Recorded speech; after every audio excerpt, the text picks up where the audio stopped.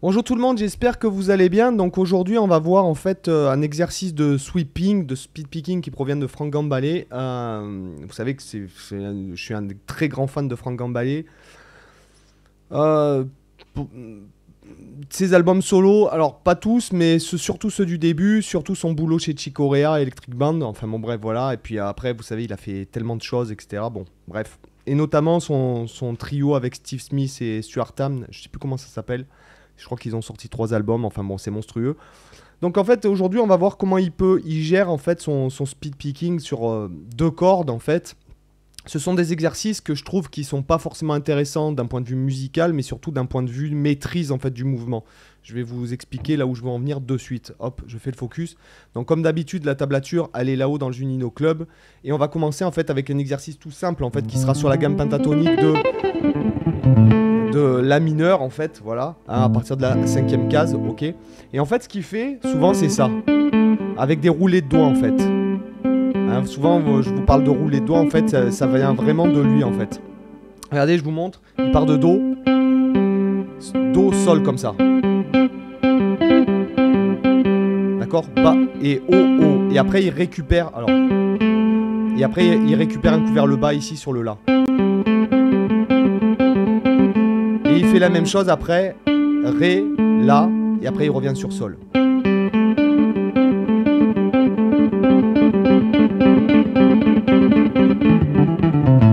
On peut faire ça sur toute la gamme pentatonique en fait.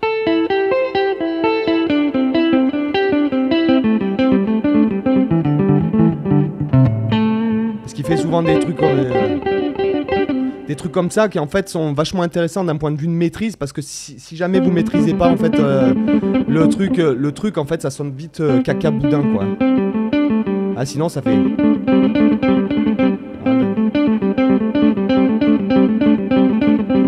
Alors ça avec la distorsion vous entendrez, il le fait assez souvent quand même. Donc sur la gamme pentatonique vous pourriez le faire. Donc exercice numéro 1 ce sera ça, sur la tablature. Vous pourriez le faire sur toute la longueur de la gamme pentatonique. Ah, ici, par exemple, c'est intéressant avec le petit doigt. Regardez, par exemple, si je prends ma gamme pentatonique sur 2 cordes, sur les cordes de Ré et Sol, et en fait, je fais...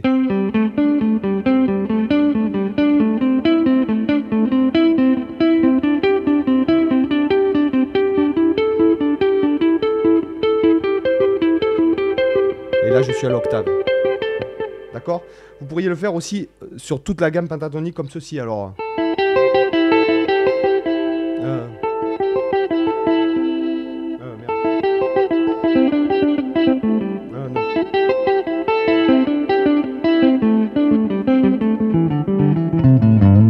D'accord, par exemple, hein. Donc après ça c'est le genre de truc que vous pouvez travailler. Et si jamais par exemple, ce que je vous disais avec le petit doigt ici, si jamais par exemple, exemple numéro 3 on va dire, ici vous mettez là, avec le petit doigt c'est pas évident. D'accord, ça on l'entend souvent le faire, et en fait d'atteindre une grande vitesse en étant propre, en étant bien détaché sans que ce soit la bouillasse. Parce que le but du jeu c'est pas de se laisser aller par le mouvement, en fait le but du jeu c'est maîtriser lentement. Et quand vous voyez quand il joue vite, c'est des trucs qu'il fait souvent ça. D'accord ? Mais pas forcément vite pour jouer vite, mais dans des tempos rapides en fait. Hein. D'accord, il fait souvent ce genre de truc. Et vous pourriez extrapoler par exemple en faisant un truc comme ça.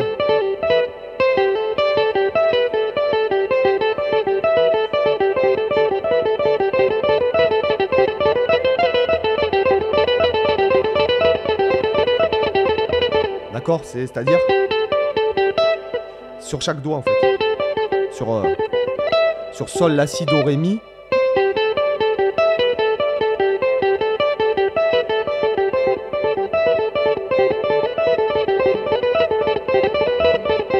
Donc d'accord, ça c'est pas forcément des trucs qui sonnent super. Et sinon c'est un truc qui utilise, bon c'est sur 3, et qu'il utilise aussi sur la gamme pentatonique. Il pourrait le faire sur 3 notes par exemple, ça aussi. Hein.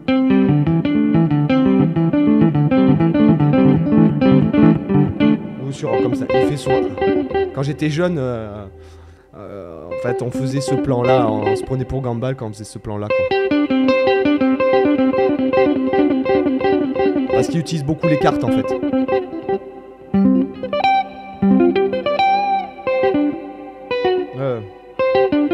Non.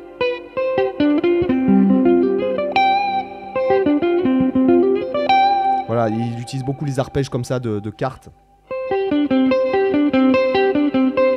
Et là, vous êtes sur la gamme pentatonique, en fait, hein.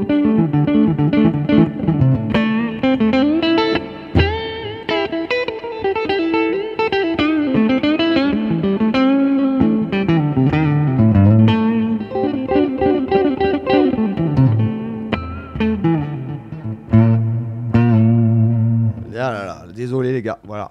Donc j'espère que ça vous a intéressé. 3 petits exercices. En fait, le but de ces exercices, c'est pas forcément de les inclure, mais ça aide à maîtriser, en fait, encore une fois, tout ce qui peut vous aider à maîtriser vos mouvements si vous aimez bien ce style d'esthétique. Moi, je trouve que c'est intéressant quand même, malgré tout, parce que encore une fois, ça, c'est pas des trucs qu'il faudra bosser tous les jours pendant 20 ans. Hein. C'est des trucs qu'on va bosser vraiment sur le coup pendant un petit moment.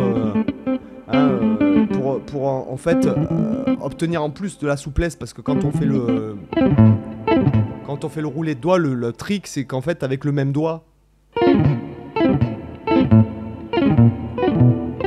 on fasse tout mais sans qu'il y ait rien qui résonne. Alors je vais essayer de...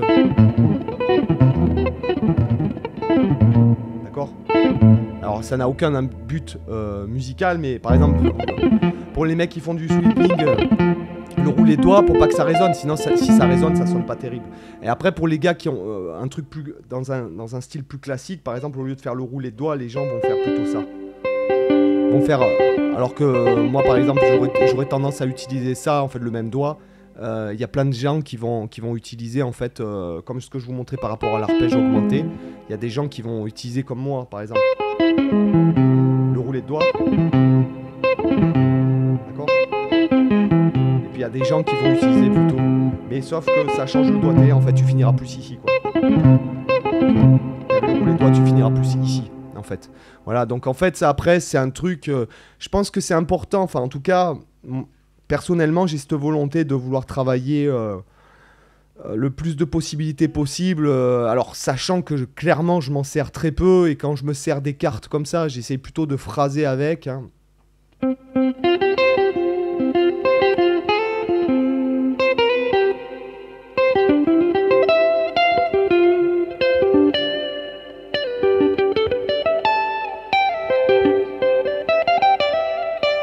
Voilà, j'essaye plus de phraser pareil avec des cartes comme ça quand j'essaye de le faire.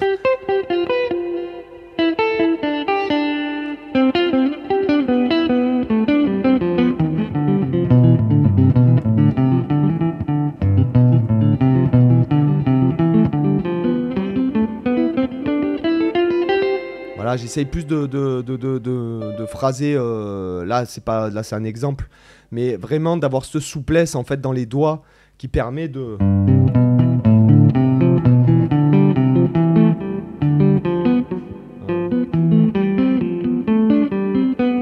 D'accord, en fait c'est une gamme en cartes quoi. Entière c'est en cartes.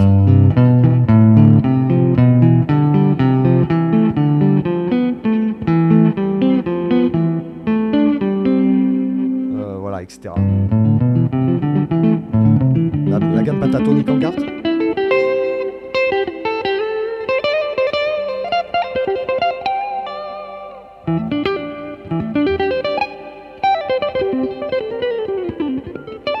D'accord, donc ça peut être intéressant pour certaines choses, voilà, en tout cas d'assouplir les doigts. Je trouve que c'est quand même les mains, c'est quelque chose d'extraordinaire parce que on peut arriver à une souplesse avec les mains.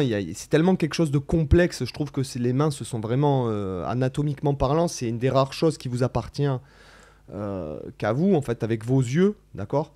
Et en fait, vous vous en rendez compte, la mobilité qu'on a avec les mains, etc., comment c'est fait. Enfin, je veux dire, c'est magique la nature. Donc, il y a plein de choses à faire avec les mains, comme les nénettes qui font, vous savez, de la danse en Inde, là, qui arrivent carrément à retourner leurs mains, en fait, comme ceci, quoi, hein, en fait, à force de travail. Donc c'est vraiment quelque chose de fascinant, les mains, et même par rapport aux extensions, par rapport à, à toutes les possibilités que offre cet outil. Enfin, d'ailleurs par exemple, les croquis, enfin, moi j'en reviens à Dali, j'aime beaucoup Dali. Bon, si vous allez au musée de Figueres, là, à côté de chez moi, pas loin, vous allez. Alors, ça dépend des périodes, parce que j'y suis allé plusieurs fois. Il y a des fois où il n'y avait pas les croquis des mains. Et des fois, ils faisaient des croquis de main. C'est en plus, c'est le truc le plus technique à dessiner. Enfin, bon, bref. Enfin, bon, après, j'y connais rien en dessin non plus, hein.